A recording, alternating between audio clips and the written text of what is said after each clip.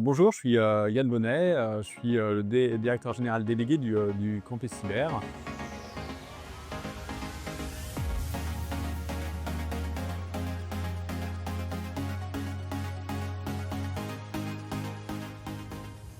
Donc le campus cyber, c'est le lieu totem de la cybersécurité en France. On adresse trois grands défis. Le sujet de l'éducation, parce qu'on est en pleine pénurie de talents. Le sujet de l'innovation, on va travailler beaucoup sur les sujets, par exemple sur l'IA appliquée à la cybersécurité.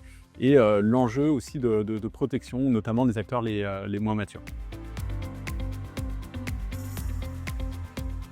Donc moi je suis diplômé de l'ISEP en 2005. Et donc j'ai fait un parcours dans des boîtes de conseil, ensuite dans le secteur public au ministère d'économie. Ensuite j'ai été secrétaire général du Conseil national du numérique, qui est un think tank du gouvernement où les membres sont nommés par le président de la République pour éclairer les gouvernements sur l'impact du numérique sur la société. Donc c'était assez passionnant. Et ensuite, j'ai été directeur de cabinet de Guillaume Poupard, qui est l'ancien DG de l'ANSSI, qui est l'agence de cybersécurité de l'État.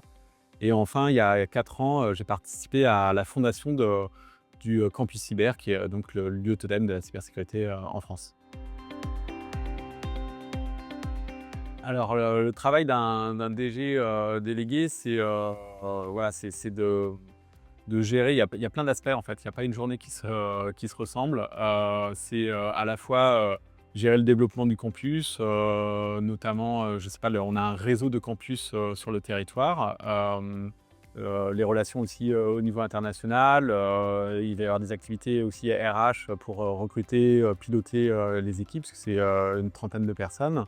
Donc gérer la communication, le lien avec les membres. On a plus de 300 membres au campus, et c'est plus de 6000 experts qui ont des accès au campus cyber. C'est faire en sorte que cette structure campus cyber fonctionne et qu'on ait de l'impact sur nos objectifs.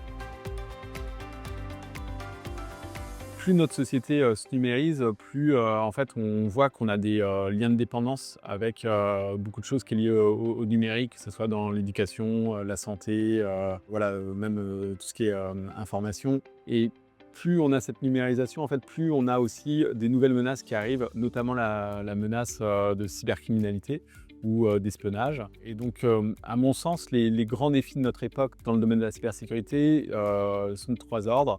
Le premier, c'est le sujet des talents. On est en pleine pénurie de talents. C'est plus de 60 000 postes qui sont non pourvus en France, d'après l'OCDE, une étude de 2024. Et c'est plus de 3,5 millions de postes non pourvus au niveau mondial.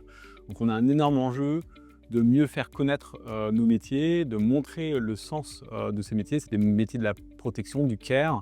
Donc moi, le matin, quand je me lève, voilà, j'ai l'impression d'être utile pour essayer de protéger un certain nombre de choses, de contribuer à protéger. On a un vrai enjeu, voilà, de montrer que c'est pas que des métiers techniques. En fait, derrière les métiers de la cybersécurité, c'est plus de 40 métiers, des métiers techniques où il y a des hommes et des femmes qui excellent, des métiers un peu moins techniques comme la communication de crise, la géopolitique dans le domaine de la cyber, des aspects juridiques. Voilà, donc c'est plein de métiers différents. Et nous, côté campus, voilà, on essaye d'agir pour faire beaucoup plus connaître nos métiers, attirer des nouveaux talents, et dans leur diversité d'ailleurs. Parce que ça aurait aucun sens, en fait, ce qu'on voit si on a 4 ingénieurs qui ont exactement la même formation dans la même équipe. En fait, ça fonctionne moins bien que quand il y a une diversité d'acteurs en genre, en culture. Et donc c'est pour ça qu'on essaie d'attirer très largement différents talents. Le deuxième défi, à mon sens, c'est celui de l'innovation. On ne peut pas laisser l'innovation uniquement aux attaquants. Et donc, par exemple, des sujets dont on parle beaucoup en ce moment, comme l'intelligence artificielle, c'est des choses sur lesquelles on travaille énormément. Il y a beaucoup d'enjeux, parce que l'IA est utilisée par des cybercriminels dès aujourd'hui, que ce soit sur du phishing, pour rédiger des textes qui sont très bien faits et traduits en quelques microsecondes, ou du deepfake. On a déjà eu des cas, encore il y a quelques mois, notamment à Hong Kong, où quelqu'un s'est fait avoir dans une entreprise et a cru avoir devant lui tous les membres du COMEX. Et en fait, il s'avérait que ce n'était pas du tout des membres du COMEX, mais des gens des cybercriminels qui avaient utilisé des deepfakes pour faire croire. Donc voilà, donc un énorme enjeu d'innovation. Et puis enfin, on a le défi du passage à l'échelle. Et le passage à l'échelle, c'est dans le sens où on est tous utilisateurs à un niveau personnel ou professionnel de choses numériques. Et il y a des acteurs qui sont un peu moins matures que d'autres. Je pense notamment à ce qu'on voit en fait, dans l'état de la menace, déjà depuis quelques années, un déplacement de la menace, notamment vers les acteurs qu'on va dire un peu moins matures, qui sont les hôpitaux, les collectivités, les PME. Et c'est là où il faut bien comprendre, un hôpital qui est attaqué, c'est un hôpital où dans les minutes qui suivent, les infirmiers et les infirmières ne savent plus quels médicaments ont été prescrits. Une mairie qui est attaquée, c'est des services publics comme les passeports qu'on ne peut plus gérer. Une PME qui est attaquée, malheureusement, bien souvent, c'est des coûts directs et indirects qui sont assez importants et ça va mettre souvent en très grande difficulté la PME. Donc c'est pas la cyber, ça nous touche directement dans la vie quotidienne et il y a un énorme enjeu à rendre cette cybersécurité beaucoup plus accessible à un large public.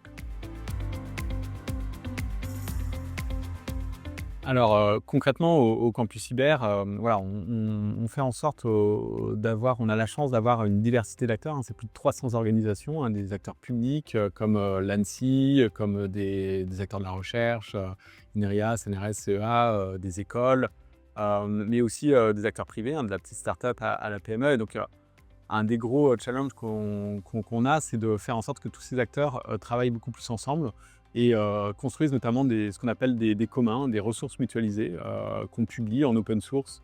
Donc ça va être des cas d'usage en IA, ça va être du partage de renseignements. Ensuite, on a des actions assez ciblées. Je vous parlais tout à l'heure de cet enjeu prioritaire qui est celui de l'éducation. Donc on a la chance d'être financé par France 2030, par l'État. Donc on a créé un très beau consortium avec des acteurs comme Radio France, le CNED, l'ONICET, des universités. Et on travaille pour développer les formations, mais surtout attirer des nouveaux talents. Donc on va faire tout un travail notamment d'activation d'influenceurs sur les réseaux sociaux, sur Instagram, sur TikTok, sur des influenceurs qui ne sont pas du tout dans le domaine de la cyber et qui vont nous aider à faire comprendre à leur communauté le sens de nos métiers, l'utilité et l'importance d'être vigilant quand on est connecté. Donc ça, c'est un défi assez important et une action assez importante, ce programme sur l'éducation. On a d'autres programmes, d'autres actions assez concrètes. On a été reconnu comme un EDIH, European Digital Innovation Hub, par la Commission européenne. Donc on a un financement, on est financé pour aider des petites PME à progresser dans le domaine de la cybersécurité. Donc ça, c'est un programme où on est, comme je vous disais, financé par la Commission européenne, mais aussi par la région Île-de-France. Et donc, on va accompagner des petites PME à mieux comprendre, à faire un diagnostic en quelque sorte, pour comprendre quelles sont leurs faiblesses. Et on va les accompagner à mettre en place un plan d'action pour qu'elles puissent mûrir sur ces aspects. Dans le domaine de la cyber, je pense qu'il y a différentes compétences. Alors, il y a des compétences techniques, mais pas seulement. J'ai envie de dire encore plus important, c'est cet esprit de curiosité. Alors, c'est assez intéressant. En France, le terme hacker, il est vu souvent de façon assez péjorative. Et en fait, il y a des gens qui sont très curieux. Alors, certains vont passer du côté obscur de la force, et ça, c'est pas bien. Et un jour, ça va mal se terminer pour eux. Et d'autres gardent cet esprit, cette compétence de curiosité, aiment bien mettre les mains dans le cambouis pour mieux comprendre comment ça fonctionne tel ou tel système. C'est ce qu'on appelle notamment les hackers éthiques, et c'est des ressources qui sont qui apportent extrêmement de valeur aux différentes sociétés. Donc ça, je pense que cette compétence de curiosité, elle est extrêmement importante. Après, je pense qu'il y a des compétences aussi, c'est assez amusant, je fais le parallèle avec le monde des jeux vidéo. Je pense que dans les jeux vidéo, les bons joueurs vont être assez agiles, vont être assez curieux, vont avoir envie de progresser. Et en fait, je pense que ces trois compétences qui sont importantes pour un ingénieur, c'est à la fois d'être curieux, d'être agile et d'avoir envie de progresser, de faire progresser notre société. Je pense que la formation ISEP, elle m'a permis de construire, ma carrière, ou d'acquérir un certain nombre de compétences. Alors notamment moi ce que je retiens, d'abord en prépa, d'apprendre à apprendre, d'apprendre à gérer, beaucoup de travail. Ça a été, assez utile et donc à s'organiser, pour. Ce que j'ai aussi énormément apprécié, à l'ISEP, c'était assez rare à l'époque, c'était il y a une vingtaine d'années, hein, du coup, moi j'ai eu la chance dans la promo d'être, dans les 20 qui faisaient, de l'apprentissage. Et donc, j'étais un apprenti, dans une, boîte de conseil en parallèle de mes cours.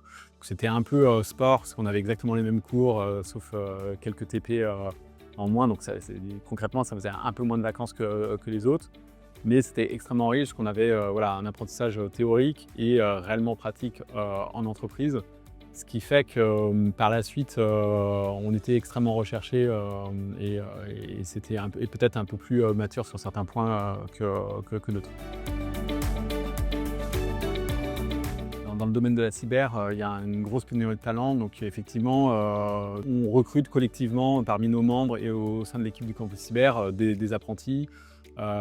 Voilà, pas que dans le domaine de la cyber d'ailleurs, ça peut être dans plein de domaines différents, mais c'est quelque chose qu'on promeut énormément. On a mis en place notamment une plateforme qui s'appelle evolution.campuscyber.fr où si vous êtes un jeune ou un moins jeune, vous pouvez trouver à la fois voilà, des offres d'emploi, des offres de stage, d'apprentissage et même différentes formations qui existent pour évoluer dans le domaine de la cyber.